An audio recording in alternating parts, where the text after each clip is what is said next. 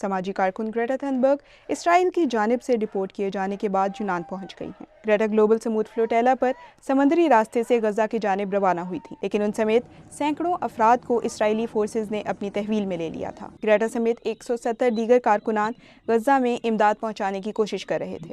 Greta Thunberg اور دیگر کارکنان کا ایتھنز میں فلسطین حامی اجتماع نے استقبال کیا۔ ایتھنز میں اجتماع سے خطاب کرتے ہوئے گریٹا تھنبرگ نے کہا کہ ہماری آنکھوں کے سامنے نسل کشی ہو رہی ہے، ایسی نسل کشی جو ہمارے موبائل فونز پر براہ راست نشر ہو رہی ہے۔ کسی کو یہ کہنے کا حق نہیں کہ ہمیں معلوم نہیں کیا ہو رہا ہے۔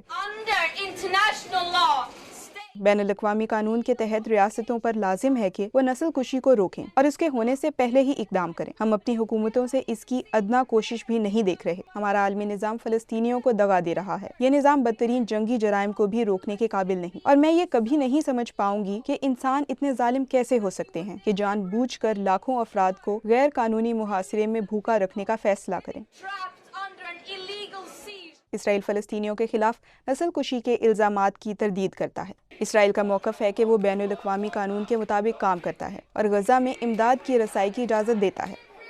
گلوبل سمود فلوٹیلا کے اس قافلے میں پاکستان کے سابق سینیٹر مشتاق احمد خان بھی شامل تھے، اور وہ بھی اسرائیل کی تحویل میں تھے۔ اب پاکستان کے وزیر خارجہ نے مشتاق احمد خان کی رہائی کی تصدیق کرتے ہوئے کہا ہے کہ اب وہ عمان میں پاکستانی سفارت خانے میں محفوظ ہیں۔